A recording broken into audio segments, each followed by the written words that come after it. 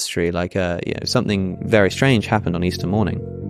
Because how do we explain the fact that this man gets crucified by the Romans, and then people claim to see him after he died, and were willing to be put to death for that belief?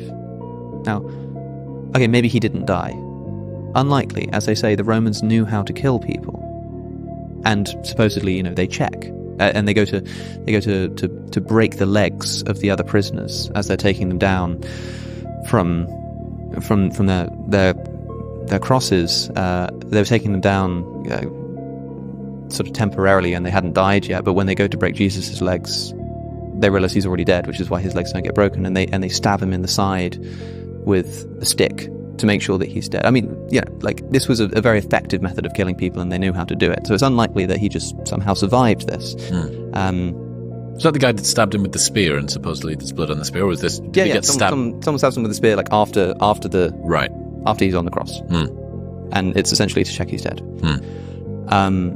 Okay, so likelihood is that he was actually crucified, and then a few days later, people are claiming to see him.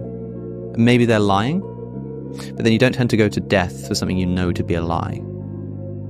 You're willing to be put to death for things that you think are true, that are false, but very rarely are people willing to die for beliefs that they don't actually believe themselves. That doesn't really happen. So they probably weren't lying. As maybe they were mistaken. Fooled. Yeah. Now, I've known you since about 2019, which is probably, it will have been slightly longer than Jesus was with his disciples, but imagine spending every single day with this person, living with this person, eating with this person, and then you've only seen him a few days ago. And somehow, imagine somebody managed to convince you that they were me. Even if I had a twin brother, they probably wouldn't be able to convince you that it was me. Or maybe they were hallucinating in groups. One of the earliest gospel New Testament sources is the letters of Paul, the earliest.